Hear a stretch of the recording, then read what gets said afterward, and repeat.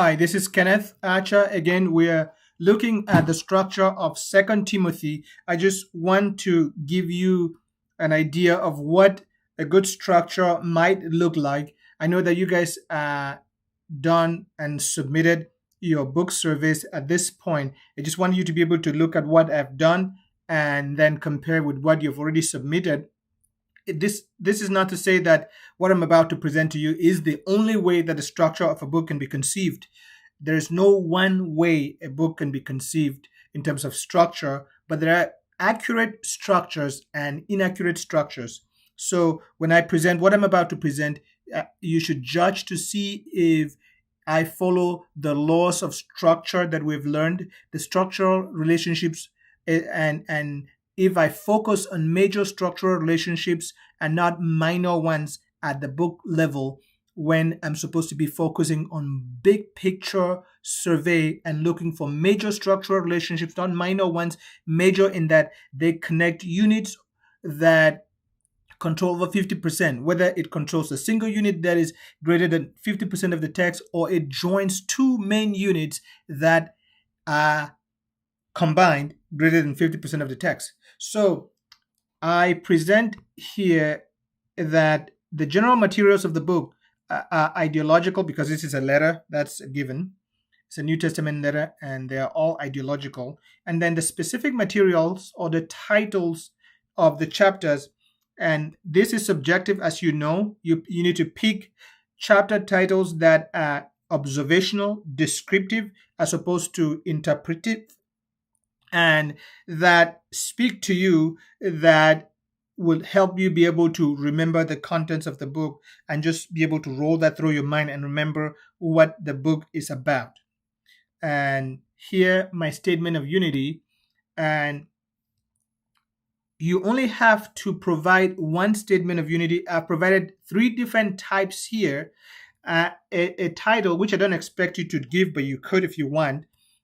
It is a brief way to sum a book. Essentially, you look at a Bible book and you say, if I wrote this letter, if I wrote this book, and I had to give a title like some of the titles you might see on a book cover today, what would I call it? What name, what phrase completely sums up the title, the contents of this book, and then you give it?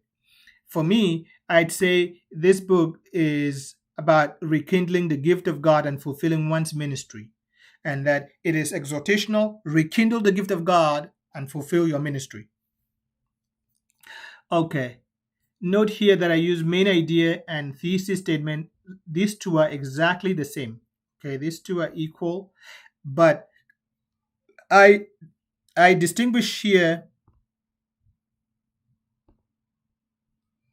two types of main ideas. This is one that I created or developed from the contents of the book. Obviously, it's a summative statement, a main idea that I've crafted, and it reads, as we can see, a good main idea: a good worker of the gospel, that's a preacher, rekindles the gift of God in him, suffers for the gospel, guards and preaches sound doctrine, and fulfills his ministry.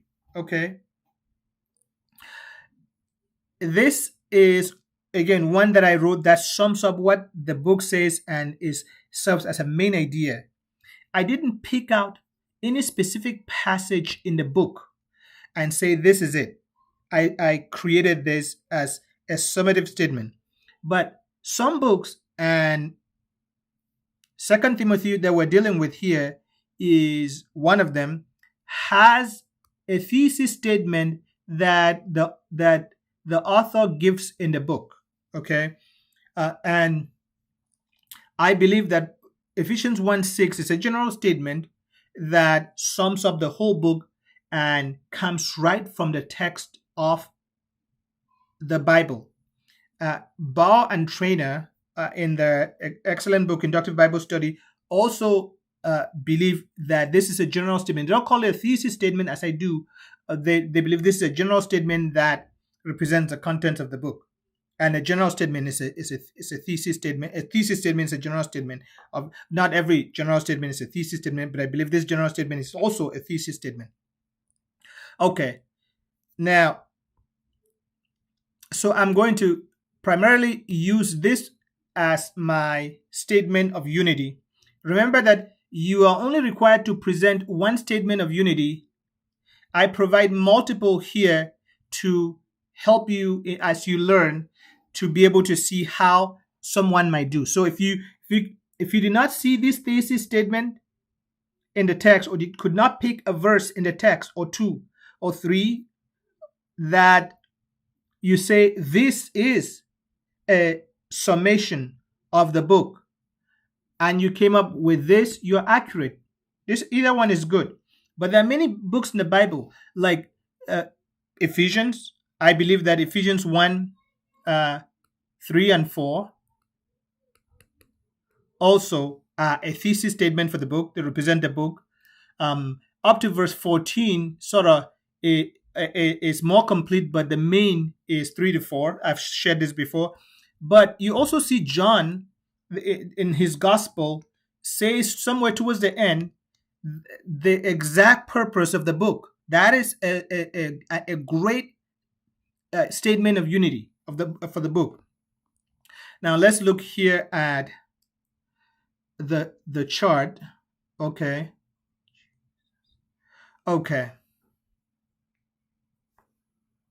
I meant to remove this, and I thought that I actually removed this somewhere. But so what we're focusing on is here. Okay, now. So this is I would rather present this as chart showing main and subunits. This reminds me to look at something that I saw in, this is one of the charts, this is one of the outlines that one of the students presented. By looking at it, I can see that the student put in a lot of effort, which is fantastic, and worked hard to be able to come up with this. Okay. And this is good. This is something that you don't do, I don't recommend doing at the book survey level. I think that at the book survey level, you should just focus on the main and subunits. Okay, you should focus on level 1, 2. If there's a 3, that's fine, and then A, B. If there's a C, that's cool, and then A, B, like that. So you would focus on, now I'm not looking at this critically, okay? If this were true, you would focus on this and then this and leave that out for now. And you would leave this out.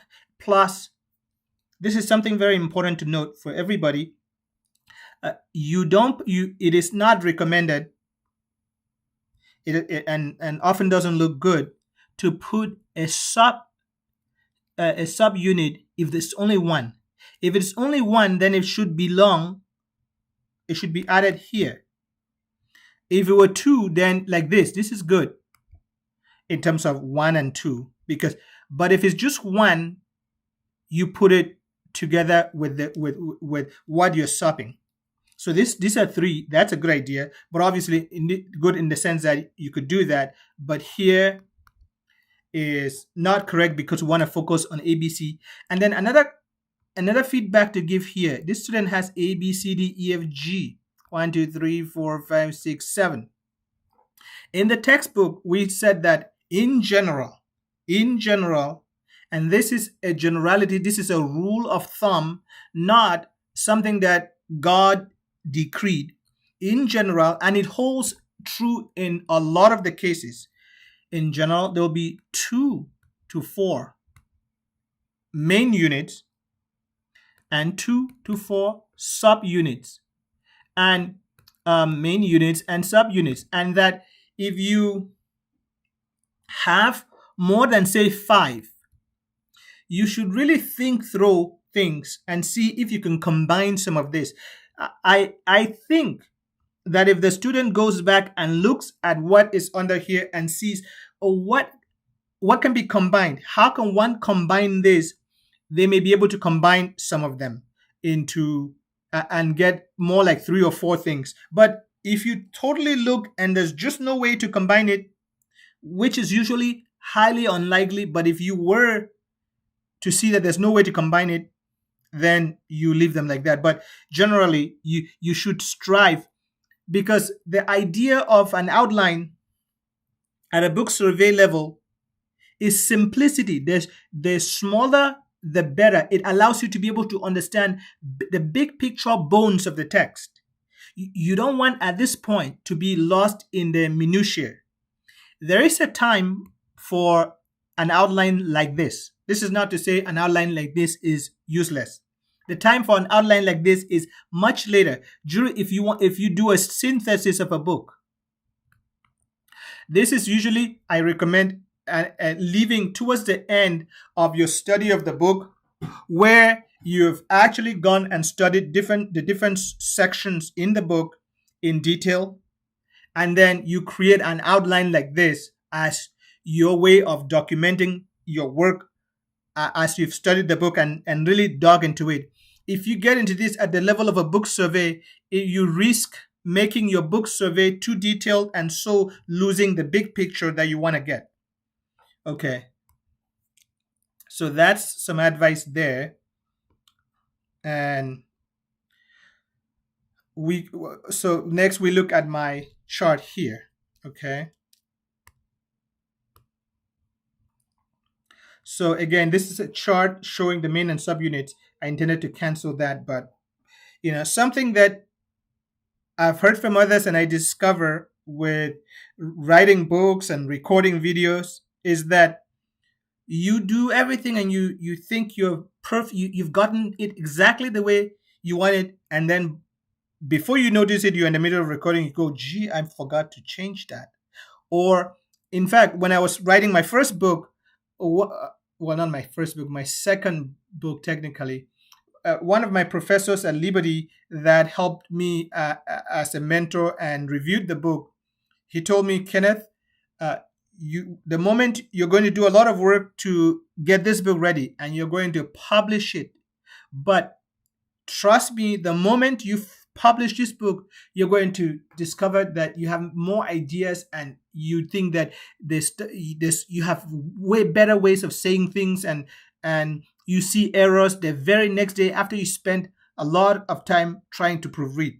That he's published many books and that happens to him every single time. He's learned to live with it.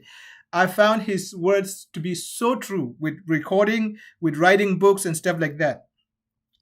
Okay, so I hope that helps you in your work and writing in the future. If you do get into writing and doing things like videos are like writings, because when you get to the point of recording the video, if you see a mistake after you've recorded a video, then you're like, I already recorded a video. You can't go edit it so easily like you would text. But okay, very good. Coming back to our video here. Here is my proposed chart. And remember, the chart, you can just convert this chart into an outline. Okay, you should have seen that's really easy. That it's so easy. This would be introduction would be there. This is my point 1, my point 2. Then this is my sub point 1. So it would be intro. Then you put that. I'm not gonna put it. Then just intro point 1. You put what point 1 says. Then point 2, because there's no sub point 1 here. Then point 2. Then you say what sub point 2 sums this. You say this here in under point 2. Then you say A. Then you say what goes under there. Then B. You say what goes under there. Then you do the same thing, C. This is so easy, and then you end with your conclusion here. That's how the chart and the outline. You technically don't have to do both, but for this course, I require that you do both because I want you to practice how to do them so that you can be able to choose to use either one whenever you want to. It becomes a tool in your toolbox, and one may not see it at first. For very big books like Isaiah and books like that, you're going to find that sometimes representing the content on a horizontal chart. And if I wasn't trying to present this chart to you in a class format, you could make this chart be smaller. You could use a horizontal. You could change the from landscape to change from portrait to landscape and make it horizontal. You could put a lot more things in this chart that you can see at the glance, and you get it. With a very long outline, it becomes easy to see things. So at least that's my experience, and that's what many people have read have said. You judge for yourself, but try both, and then whatever works for you, you stick with it, and be open to trying new things. Okay, so here we're talking about major structural relationships that are found in the book. These are the proposals for what I can see in that book, that you could go back and look and see. Do you see what I'm seeing in the book? If so, did you see it before I saw it, or why didn't you see it? And you sort of learn to be able to help you see more in the future. But don't take my word for it. Never take anybody's word for it. Even when you read a commentary, you have to judge carefully. But don't be too wise for your own good either. All of us are supposed to be humble and realize that there are many people who have studied the Bible way more than we have, who are also filled with the Holy Spirit like we are, that we can actually learn from what God has revealed to them, and be humble to do that. Okay, so, and by the way, my even though I agree with everything that I'm about to present to you here, some of the observations I'm about to present, I got them from other places. I read the book and agree with it, and that's what I see. But other people's way of seeing it has influenced mine. And the thing with observation and Bible study is not that, and this is so important, it's never that you should come up with everything by yourself as an original. No, no, no, no, no, no, no. Is that you should give a first look at it by yourself and try to figure out what you can figure out. And then go and get and consult secondary resources, and then get advice, and see, like, consult others and see what others have done, and see, if they saw something that you didn't see before, and you go and look at the text and say, yeah, now I see it. I didn't see it before, but I see it. Then you take what they did, becomes yours. You could cite them if you're writing a paper, like I mentioned here briefly, that some of what I mentioned here comes from Ball and Trainer's work, in that they helped me see that book better. And so the observations that I made have become my observations.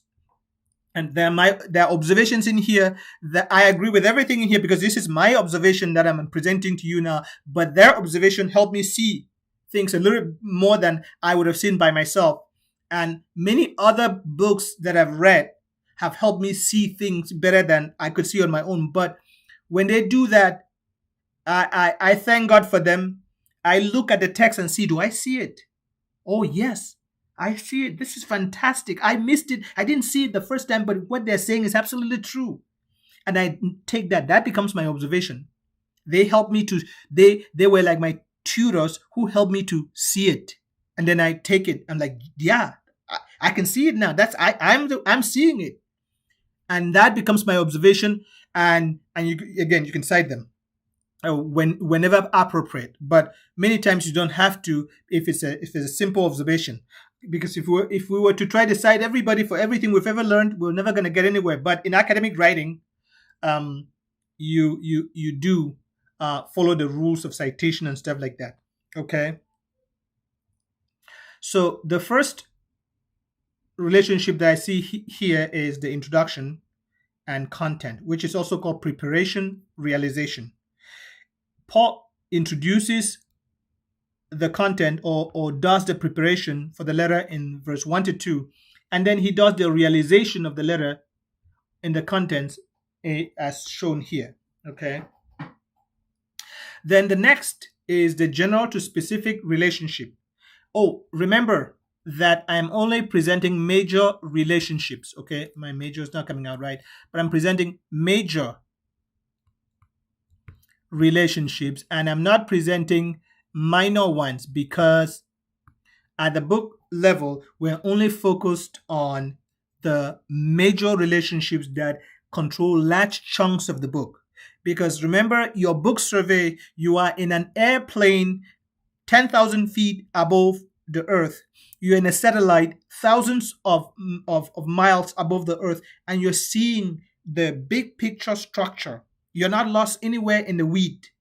You want to see this big picture structure so that that helps you be able to understand the books and the book. And when you now go into the weeds to study some of the verses and the paragraphs, you know exactly where you are, and you know how the text is connected and the structure flows.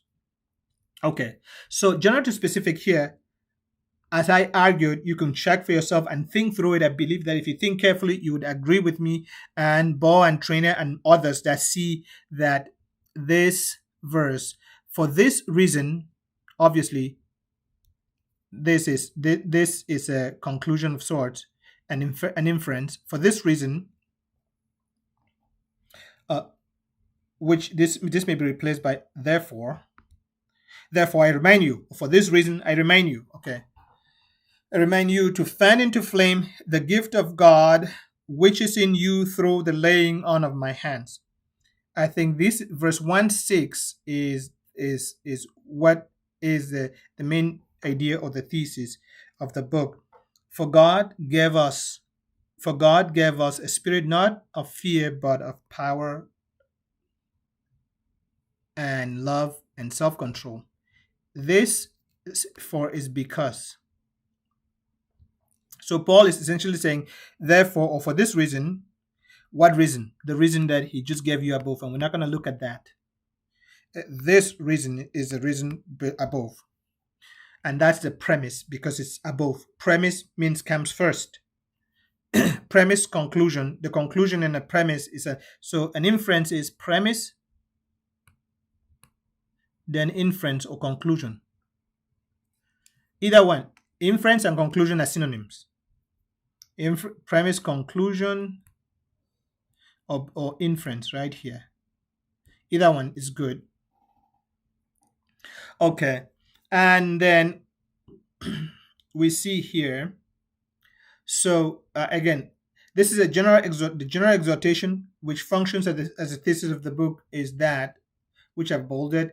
The specific exhortations. Then when you if you agree with me, then if you read the book, you'll see that Paul gives specific exhortations pertaining to different or specific situations that Timothy is going to deal with. So the first, introduction, content, or preparation, realization. The second is general to specific. Also see that general to specific here, that this one covers the much of the book, more than 50% of the book by far, more like 90% of the book or more. Okay. Then I also see here that there is a recurrence of positive, negative relationships. This is the same relationship that you find in contrast. Okay. These are two specific examples that you would see that are illustrated in the book. You could look carefully and maybe you see something that I've not seen. There's a recurrence of positive versus negative exhortations. So Paul would tell Timothy, you should not do this, don't do this, do this. And he repeats that frequently. And Paul also here, the second one, Paul presents positive examples.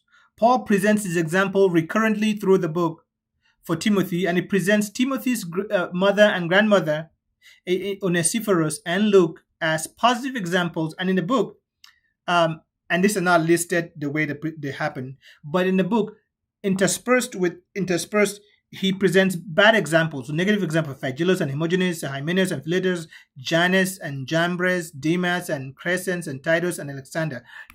So this is something that is repeated throughout much of the book, and so it's considered a major structural relationship. If this had happened in just one chapter, it would not be a major structural relationship because in the book of in this book, one chapter, there are 4 chapters, and one chapter doesn't cover more than 50% of the book. But because it's repeated throughout the book, then that counts. This one here, this is similar to the one above. You could totally consider it to be the same thing, but I put it out here because I wanted to specify these inferences apart from the exhortations that are positive or negative. And I didn't put all of them. You will see more. And in your writing, you're not supposed to say etc. I can, because I'm not trying to do this assignment. You can't. If you're going to use something, for example, you have to show, if you were going to use this, that it goes and possibly, unless that this covers more than half of the book, that it goes, if there's some in chapter 3 and 4, that you should show them. There are. I just didn't have time to show them. Okay. And then there's a climax here. Paul repeatedly refers to his patient endurance in suffering for the truth of the gospel, and you can see these passages, and which leads to the climax in chapter 4, verse 6 to 8, where Paul gives his final testimony of faithfulness throughout his Christian life, and makes a declaration of confidence in the reward he will receive. Okay, read this passage and see. As you read the book, feel how Paul builds throughout the book to a climax here, where he talks about how he has run the race, and he's done the work, he's kept the faith, and he's now waiting for a crown that will be given to him, not just to him, but to others who are waiting for the coming of the Lord, and blah, blah, blah. And okay, very good. So that's a little bit of how you could approach structure of the book. And if you have been listening to the lectures or to reading the book carefully, you might have realized that structure is at the heart of a survey. Structure. If you understand the structure well, you understand the author's flow of thought. And if you're still having some difficulties, don't worry. You'll get it. Most of you probably are already getting it. But if you're not quite there yet, you will get it. I don't expect you to get everything in this course. The course is fast-paced. The material that we're covering could be covered in 2 separate courses, but that will mean for those of you who are paying twice, and much of the work will be something that you, after you're done with this course, you could sit down and redo these assignments on other books, read the text again over, and think through it. If you don't understand something, Google.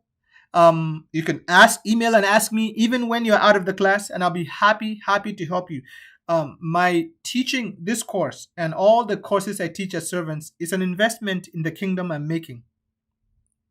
I don't get paid to do what I do.